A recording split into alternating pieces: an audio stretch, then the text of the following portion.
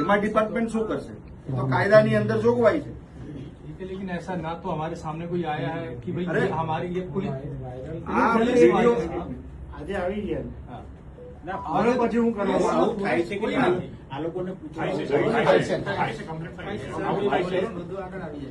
તમે હમણાં કેવું છો તમે કોણ માણસ છે તે કેવું નામ આપો ને એમને જે માણસ એને ફરિયાદ આપો आरएफओ ना तो डिपार्टमेंट ना मानस છે ભાઈ પોલીસ ની વાત કરે છે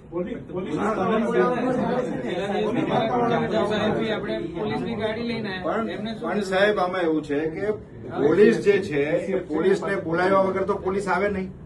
પોલીસ તો લો એન્ડ ઓર્ડર સંભાળને લો એન્ડ ઓર્ડર માટે કોઈને વાંધો નથી, પણ જયારે ખેડૂત એના પેન્ડિંગ દાવાવાળી જગ્યાની અંદર ખેડવા માટે જાય એને શા માટે પોલીસ દ્વારા અટકાવવામાં આવે છે? તો એ પોલીસ અધિકારી હોય કે પોલીસ કર્મચારી હોય એની સામે એફઆઈઆર દાખલ થવો જોઈએ. બીજી વસ્તુ સાહેબ કે ફોરેસ્ટનો પણ કોઈ પણ અધિકારી હોય કે કર્મચારી હોય એ પણ ખોટી રીતે જ્યાં દાવાવાળી પેન્ડિંગ જમીનો છે અને ત્યાં ખેડૂત ખેતી કરવા માટે જાય અને અટકાવે, એને અડચણ ઉભી કરે તો એની સામે પણ એફઆઈઆર દાખલ થવી જોઈએ. આ અમારી સીધી માંગણી છે.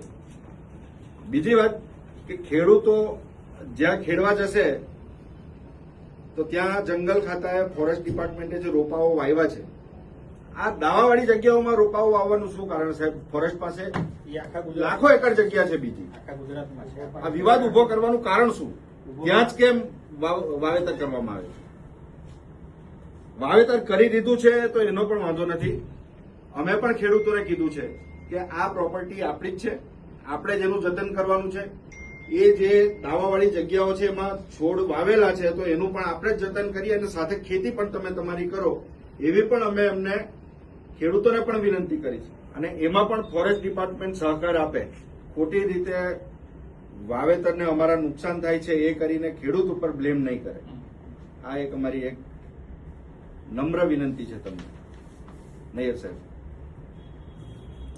બાકી ખેડવાનો કોઈ ઇસ્યુ નથી, એ તો ખેડવાના જ છે કેમ કે દાવા પેન્ડિંગ છે કાયદાની અંદર. એમને આપણે કાયદાકીય પરિસ્થિતિ સાહેબ આપણે પણ એક્સપ્લેન કરી. એમાં તો જો છે અમે ઓલરેડી ફાઇલ સ્ક્રુટની આપણે કરી રહ્યા છીએ અને પછી હું આપણે જણાવીશ કે કેટલા ફાઇલો અત્યારે 608ના નંબર નથી, આપને પણ ખ્યાલ છે. દેટ ઇઝ ધ 381 381 નંબર છે.